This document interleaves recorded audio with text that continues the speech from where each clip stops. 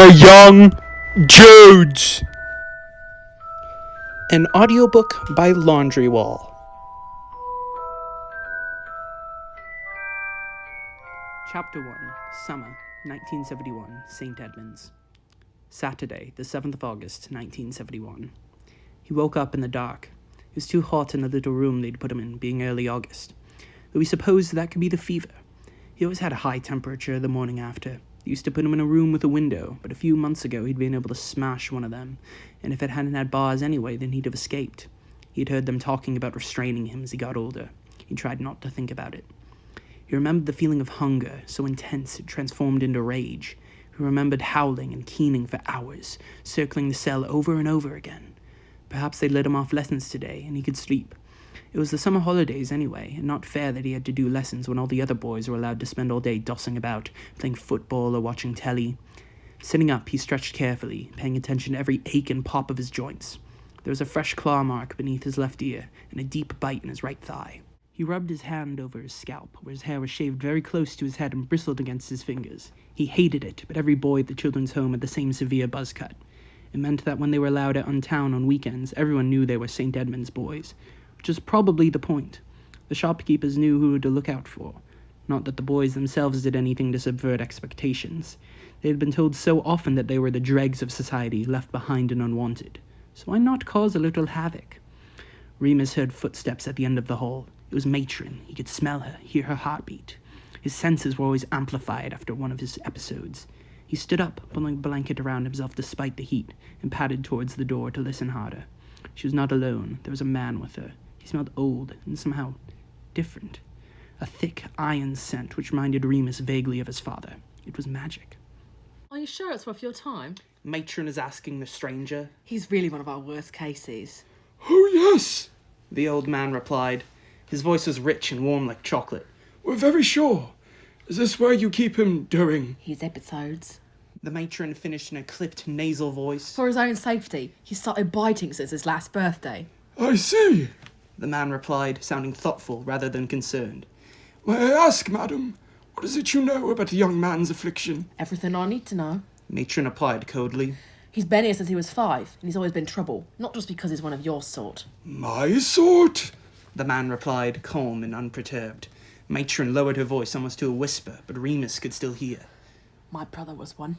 Haven't seen him in years, of course, but occasionally he asks me favours. St. Edmunds is a very special institution. We're equipped for problem cases. Remus heard the jangle of keys. Now, you must let me see him first. He often needs patching up. I don't know why you wanted to see him after a full moon in the first place, if you already knew. The old man did not reply, and Matron walked towards Remus's room, her patent leather heels clicking on the stone floor. She knocked on the door 3 times. Lupin? Are you awake? Yeah. He replied, pulling his blanket tighter. They took his clothes off him to stop them getting torn. Yes, matron. Matron corrected him through the door. Yes, matron. Remus muttered as the key turned in the lock and creaked open. The door was plain wood, and he knew he could easily smash it during an episode, but it had been fitted with silver plating after the window accident.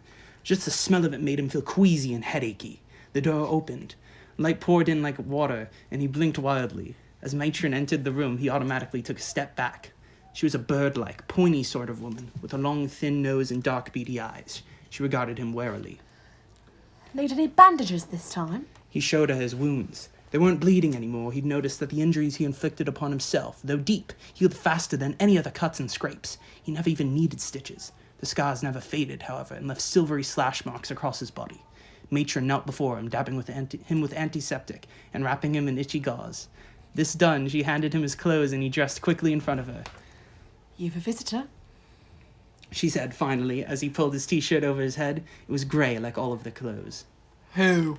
He asked, looking her in the eye because he knew she didn't like it. A teacher. He's here to talk to you about school. Don't want to. He replied. He hated school. Tell him to get lost. Matron clipped him around the ear. He'd expected it and didn't flinch. Less of the lip! She snapped. You'll do as you're told, or I'll leave you in here for the rest of the day. Come on now. She grabbed his arms and pulled him forward. He scowled, thought about fighting her off, but there was no point. She really might lock him in again, and he was curious about the stranger now, especially as the scent of magic grew stronger as they moved down the shadowy corridor. The man waiting for them was quite tall and dressed in the strangest suit Remus had ever seen. It was velvet, a deep maroon color with elaborate gold embroidery at the cuffs and lapels. His tie was midnight blue. He must have been very old indeed. His hair was white as snow, and he had an incredible long beard which must have reached his navel. Strange as he looked, Remus didn't feel intimidated, as he did with most grown-ups. The man had kind eyes and smiled at Remus from behind half-moon spectacles as they approached. He extended a hand. Mr. Lupin! The old man said warmly. A pleasure to meet you. Remus stared, entranced. No one had ever addressed him with such respect before. He felt almost embarrassed. He shook the man's hand, feeling an electric burn as he did so, like battery acid. Hi. He replied, staring. I am Professor Dumbledore. I wonder if you would join me in a turn about the grounds. It's such a lovely day out. Remus glanced up at Matron, who nodded. This in itself was worth having to talk about school with an oddly dressed stranger. She never let him outside during a full moon, not even with supervision. They carried on down a few more corridors, just the two of them. Remus was sure he'd never seen Dumbledore at St. Edmund's before, but he certainly seemed to know his way around. Once they were finally outside, Remus breathed deeply, the warm summer sunlight washing over him. The grounds, as Dumbledore had called them, were not extensive. A patch of yellowing grass the boys used for football, and a small patio terrace with weeds growing up through the cracks in the crazy paving. How are you feeling, Mr. Lupin? The old man asked. Remus shrugged. He felt the same way he always did afterwards, sore and restless. Dumbledore didn't snap at him for insolence, merely continued to smile down on him as they walked slowly around the perimeter fence. What do you want? Remus finally asked, kicking a stone out of his way. I suspect you already have some idea. Dumbledore replied. He reached into his pocket and pulled out a brown paper bag. Remus could smell sherbet lemon, and sure enough, Dumbledore offered him a sweet. He took it and sucked. You're magic. He said plainly. Like my dad. You do remember your father, Remus? He shrugged again. He didn't very well. All his memory could ever drag up was the shape of a tall, skinny man wearing a long cloak, looming over him, crying. He assumed that it had been the night he was bitten. He remembered that well enough. He was magic. Remus said. He could make stuff happen. Mum was normal. Dumbledore smiled at him, kindly. Is that what your matron has told you? Some of it I knew. He's dead anyway. Chopped himself. Dumbledore looked slightly taken aback by this, which pleased Remus. It was a point of pride having a tragic backstory. He didn't think about his father often, other than to consider whether he would have killed himself if Remus hadn't been bitten. He carried on. Mum's not dead though. Just didn't want me, so I'm here. He looked around. Dumbledore had stopped walking. They were at the furthest edge of the grounds now by the tall back fence. There was a loose board which no one knew about. Remus could slip through it if he wanted to, and get onto the main road into town. He never really went anywhere in public, just wandered around waiting for the police to pick him up and bring him back. It was better than doing nothing. Do you like it here? Dumbledore was asking. Remus snorted. Course I bloody don't. He side-eyed Dumbledore, but didn't get in trouble for swearing. No, I didn't think so. The old man observed. I hear you're something of a troublemaker, is that right? Ain't any worse than the others. Remus said. We're troubled boys. Yes, I see. Dumbledore stroked his beard as if Remus had said something of extreme significance. Got another sweet. Remus held out a hand expectantly. Dumbledore handed him the bag, and he couldn't believe his luck. The old fool was a complete pushover. He chewed the lozenge this time, feeling it crunch like glass beneath his teeth, sherbet exploding on his tongue like fireworks. I went to school, you know. The same school your father went to. That threw Remus for a loop. He swallowed the sweet and scratched his head. Dumbledore continued. It's a very special sort of school for wizards, like me, and like you. Would you like to learn magic, Remus? Remus shook his head fervently. I'm too thick. He said firmly. I won't get in. I'm sure that's not true at all. Ask her. Remus jerked his head back towards the tall grey building where Matron lay in wait. Can't hardly read, even. I'm stupid. Dumbledore looked at him for a very long time. You haven't had a very easy start in life, Mr. Lupin. I'm sorry about that. I knew your father only a little, and I'm sure he wouldn't have wanted... Anyway, I'm here to offer you something different, a place among your own kind. Perhaps you know a way to channel all of this anger you have. Remus stared at him. What difference did it make if he was in one home or another? Matron never gave him sweets and didn't smell like magic. The kids at Dumbledore's school couldn't be worse than the St. Edmund's boys, and if they were then And if they were then, at least he could hold his own in a fight now. But there was always a but. What about my episodes? He asked, folding his arms. I'm dangerous, you know. Yes, Remus, I know. Dumbledore replied sadly. He placed a hand on Remus's shoulder very gently. We'll see what we can come up with. Leave it with me. Remus shook him off and chewed on another sherbet lemon. They walked back to the building in silence, both satisfied that they understood each other now.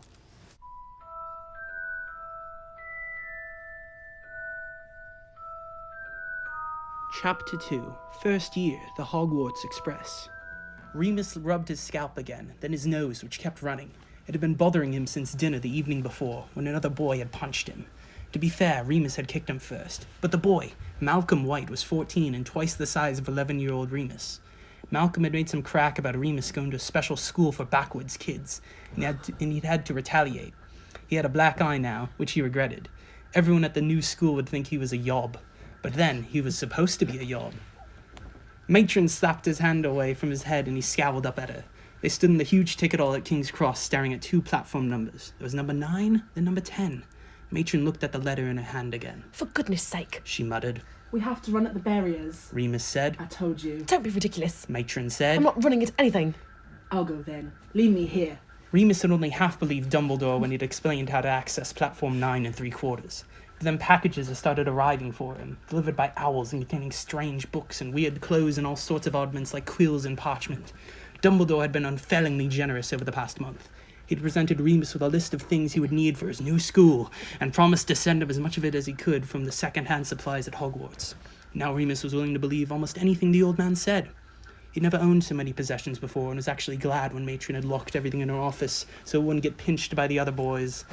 Now it had all been crammed into a battered old charity shop suitcase, which he had to hold in a very particular way so it didn't fall apart. I'm not leaving you anywhere, Lupin. Just wait there while I find a guard. Matron clipped off toward the ticket office, her big backside wobbling as she went. Remus glanced about furtively, then licked his lips. It might be his only chance. He ran at the barrier at full pelt, squeezing his eyes shut tight as he approached the metal turnstiles. But he didn't hit anything. The atmosphere changed, and he opened his eyes to find himself standing on a completely different platform, surrounded by people. Not people, wizards. The train itself was huge, gorgeous, and old-fashioned. The Hogwarts Express. He clutched his suitcase with both hands, biting his lip.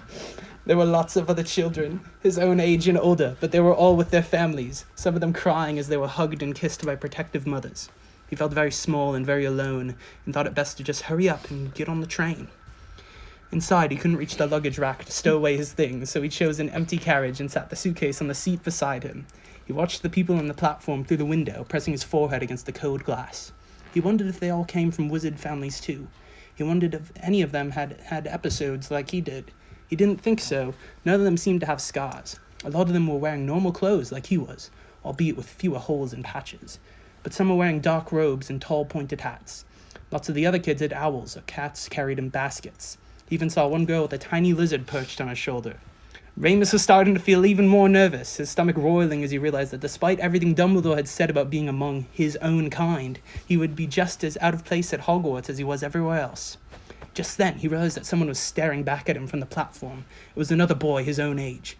He was tall and slim, but not skinny like Remus. He had dark hair, much longer than any other boy he'd ever seen, curling gracefully to his shoulders. He had fine, high cheekbones, a full mouth, and startling blue eyes. Seeing Remus staring, the other boy arched one perfect eyebrow in a gesture that clearly said, "And what are you looking at?" Remus stuck his tongue under his bottom lip so that his chin bulged, pulling an ugly face. The other boy smirked slightly, then threw up 2 fingers at him. Remus almost laughed. Sirius, what do you think you're doing? Come here at once. A rather severe-looking witch with the same angular eyebrows as the boy stepped into view, yanking his son away from the window. The boy rolled his eyes but obeyed, and they disappeared further up the platform. Remus sat back in the beaten leather seat and sighed. He was getting hungry. He hoped the journey wasn't too long.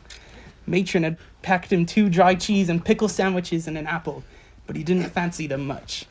After a few more minutes, the door to his compartment burst open and a girl came rushing in. She ignored Remus, flying to the window, pressing her hands against the glass and waving frantically at her family standing on the platform. She was small and pale, with bright red hair pulled back in a tight plait. Her face was blotchy from crying. She kept waving as the train drew away and her parents waved back, blowing kisses. A sour-faced girl stood beside them, her arms folded. Once the train had completely left the station, the red-haired girl sat down opposite Remus, sighing deeply. She looked at him with huge green eyes, glistening with tears. It's so horrid saying goodbye, isn't it? She had a high, middle-class accent. Yeah, I suppose. Remus nodded, self-conscious. He didn't really like girls. St. Eddie's was single-sex, and the only contact he had had with women was the matron and the school nurse. They were both mean old bitches. The girl was looking at him curiously. Are you from a Muggle family too? My name's Lily. Remus. He replied awkwardly. My dad was a wizard, but I didn't know him. Well, I grew up with Muggles. I couldn't believe it when I got my letter. She smiled warmly, cheering up. But I can't wait to see what it's like, can you? Remus couldn't think how to answer her, but he didn't have to. The door slid open once more and a boy poked his head in. He had long black hair like the boy Remus had pulled faces at, but it was poker straight.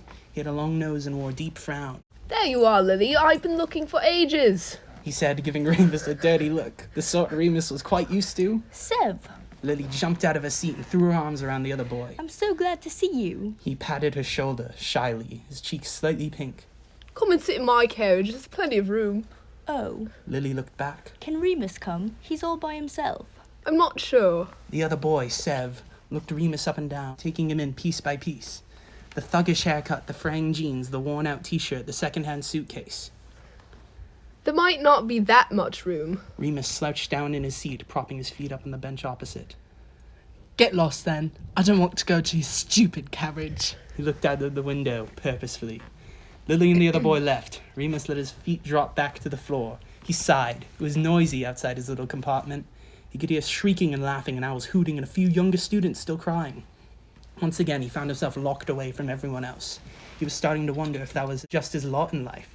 Perhaps once he got to this Hogwarts place, they'd force him to sleep in a cell all by himself too.